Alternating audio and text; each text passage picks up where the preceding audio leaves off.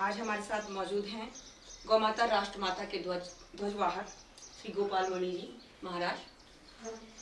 हमारा उद्देश्य, इस साक्षात्कार का उद्देश्य है कि युवा वर्ग तक हम इस गौ माता राष्ट्र माता की जो आवाज है उसको हम विश्व स्तर तक कैसे पहुंचा सकते हैं, जिसमें माननीय गोपाल मणि जी अपनी एक विशेष योजना के तहत, एक मिशन के तहत इसको देश भर में, विश्व भर में पहुंचा रहे हैं। हाँ, युवा वर्ग उसमें कैसे शामिल हो सके, इसके लिए मेरे छोटे से कुछ सवाल हैं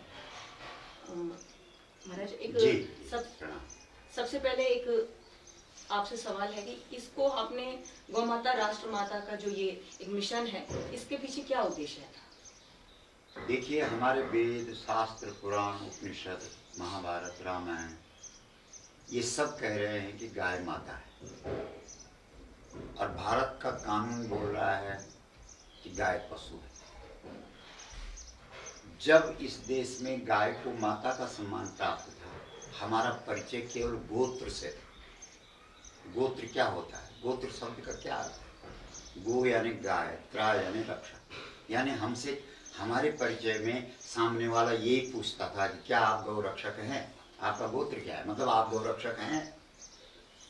उस गाय को आज पशु बना करके, और केवल पशु बना करके उसकी दुर्दशा नहीं, आज गलियों में, सड़कों में, कत्ल खानों में वो भोजन बन गया है सबका, जो सनातन के समस्त सत्कर्मों में, जिसकी उपस्थिति के बिना कोई सत्कर्म हो ही नहीं सकता।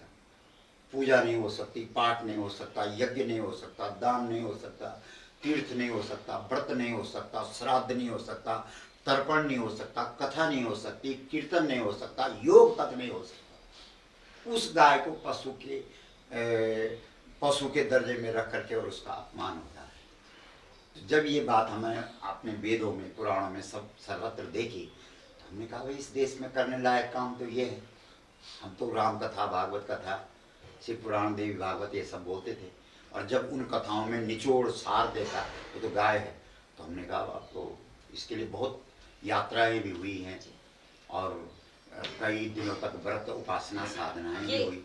ये जो आपने मिशन शुरू किया, ये कब से आपने इसको? ये है 2008 से। एक वैसे तो बचपन से ही था कि गाय माता है भाई, और उसके इस देश में पशु का व्यवहार क्यों हो रहा है उसके साथ, लेकिन ये पूरी तरह से जो इसका प्राकट्य है इस भावना का, वो 2008 में धेनु मानस के रूप में।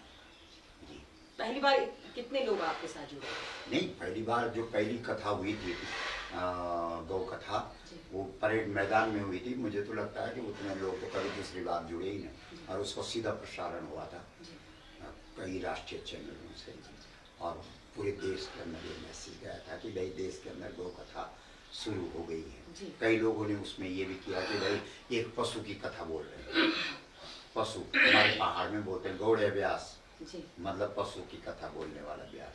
लेकिन हमको तो ऊपर से आदेश था उस बड़ी शक्ति का, तो फिर हम जो ऐसा बोलते थे उन पर मुस्कुराते थे, और अपने कार्य को हमने निरंतर उसकी कृपा से चलता रहा। तो इसमें आपको, आपके साथ राजनीतिक स्तर पर, सामाजिक स्तर पर किस तरीके से आपको योगदान, सहयोग मिला, या आप क्या सोचते हैं कि क्या होना चाहिए था जिससे कि इसको और विस्तार मिल सकता था? इसमें हमने जैसे प्रत्येक विधायक के पास जाकर के, प्रत्येक सांसद के पास जाने का प्रयास किया इस देश के जी, और कुछ ने तो हमको लिख के भी दिया जी, कुछ विधायकों ने समर्थन भी दिया, और सबसे बड़ी उपलब्धि ये हुई कि उत्तराखंड और हिमाचल, इन दो राज्यों ने अपनी विधानसभाओं से इस प्रस्ताव को मुहर लगा करके केंद्र को भेजा है कि गौ माता को इस देश में राष्ट्र माता का सम्मान मिलना चाहिए। तो ये तो बहुत बड़ी उपलब्धि है, क्योंकि अब कोई हमसे ऐसा नहीं पूछ सकता कि ये काम गलत है,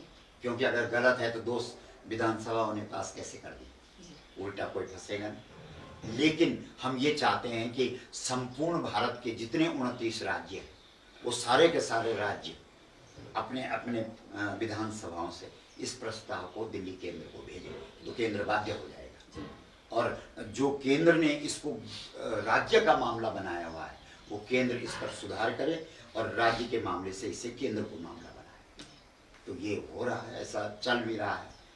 आपने लोकसभा चुनाव भी इसी के तहत, हाँ। इसी के लिए आपने, उस समय आपको कैसा राजनीतिक, क्या आपको सहयोग? हम इस देश के हर सांसद को मिलना चाहते थे। जी लगभग 54 सांसदों को हम मिले जी दिल्ली के अंदर जाकर के, और हमने हर किसी के पास ये बात रखी कि भाई गौ माता को राष्ट्र माता का सम्मान मिलना चाहिए, इस प्रस्ताव को आप लोकसभा में लाइए।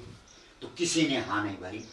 तो एक व्यक्ति ने ऐसे ही उपहास स्वरूप कहा, यार आप ही आ जाओ और आप ही उठाओ, क्योंकि ये कोई दूसरा तो उठाएगा नहीं, क्योंकि किसी पार्टी का तो ये मुद्दा नहीं। तो हमको क्या पता था कि चुनाव क्या होता है, या राज सत्ता या राजनीति क्या होती है, क्योंकि अनुभव भी तो चाहिए हर चीज का। लेकिन हमने भी, क्योंकि जैसे हर कार्य को खेल में लिया, वैसे इस कार्य को भी हमने एक खेल समझा। लगता है ऊपर से आदेश आ रहा, तो हमने भी जो उसकी प्रक्रियाएं थी वो कर दी, और एक शब्द भी ऐसा नहीं बोला कि मुझे वोट दो। हर जगह जाकर के बोला कि भाई गाय को वोट दे दो, एक बार देखते हैं फिर संसद में तुम्हारी आवाज उठेगी। और उस समय तो हम लगभग अपने टिहरी संसदीय क्षेत्र में सब जगह घूमे हैं, कोई लाए कोई दूसरा वक्तव्य हमारा कहीं हो। एक ही बात बोली कि भाई गौ आज सड़कों में है, परेशान है, दुखी है, और इसकी आवाज़ संसद में उठानी पड़ेगी, क्योंकि लोकसभा सबसे बड़ी सभा है भारत की। और जब तक उस सभा में अब इतना बड़ा मुद्दा हो गया है, इतना गौ की दुर्दशा हो गई है कि अब किसी दूसरे के बस का नहीं रहा, किसी दूसरे की सभा के अंतर्गत नहीं आएगा, ये लोकसभा के अंतर्गत आएगा। तो आप लोग वोट दे दो, और वहाँ जाते हैं और गौ माता का काम करते हैं।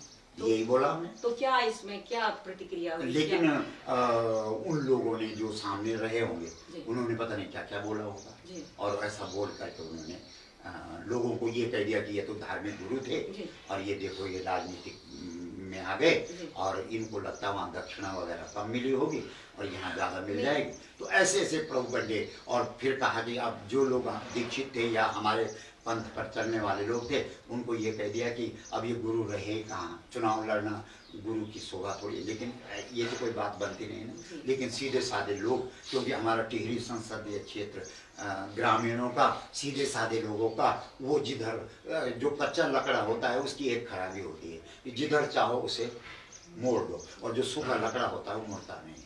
तो जो आसुरीय संपदा के लोग हैं, उनकी जो भूमिका होती है वो तो सूखे लकड़े के समान होती है, और जो देवी संपदा वाले लोग होते हैं वो कच्चे लकड़े के समान होती है, उनको जिधर मोड़ दो तो ऐसे ही किए रात में। तो भविष्य में है अभी हमारा उद्देश्य है गौ माता को राष्ट्र माता बनाना, और उसके लिए हम कुछ भी कर सकते हैं। और युवा वर्ग को इस मिशन से जोड़ने के लिए क्या आपका? हम चाहते हैं कि युवा वर्ग, हमको लगता है कि जो युवा हमारी कथा सुन लेता है वो तो कहता है कि बात आपकी सही है, लेकिन अब जिसने सुना ही नहीं तो उस तक हम कैसे पहुंचे, ये तो बल्कि इसका उत्तर तो आप लोगों को देना चाहिए जो पत्रकारिता के क्षेत्र में, कि भाई हर युवा तक हम कैसे पहुंचे। ये हमको पूर्ण भरोसा है कि अगर हमारी बात किसी युवा तक पहुंचेगी तो वो हमारी बात सुनेगा और मानेगा और चलेगा, क्योंकि हम चाहते हैं कि देश में राम और कृष्ण पैदा हों। लेकिन देश में तो अंग्रेज पैदा हो रहे हैं। अगर अंग्रेजी पैदा करने थे तो अंग्रेजों को इस देश से भगाया क्यों, उन्हीं को रहने देते। जो लोग अंग्रेज बनाए जाते वो अच्छे अंग्रेज होते।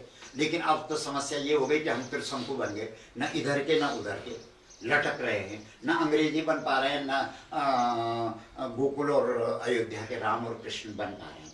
तो हम चाहते हैं कि लोग गौ को समझें, और गौ को समझने पर इस देश का हर बालक राम बन जाएगा, कृष्ण बन जाएगा। इसलिए हर युवा के लिए बहुत जरूरी, हम तो रामचरितमानस के आधार पर लोगों को समझाते हैं कि हमारे यहाँ विश्वामित्र जैसा साधु राजा दशरथ के घर में आया, तो दशरथ ने कहा कि गुरुदेव हम आपके साथ चलेंगे। तो विश्वामित्र ने कहा कि नहीं नहीं, मैं तो संस्कार देने वाला साधु हूँ, मैं तो तुम्हारी युवा शक्ति को चाहता हूँ। तो उन्होंने अपने साथ राम और लक्ष्मण को।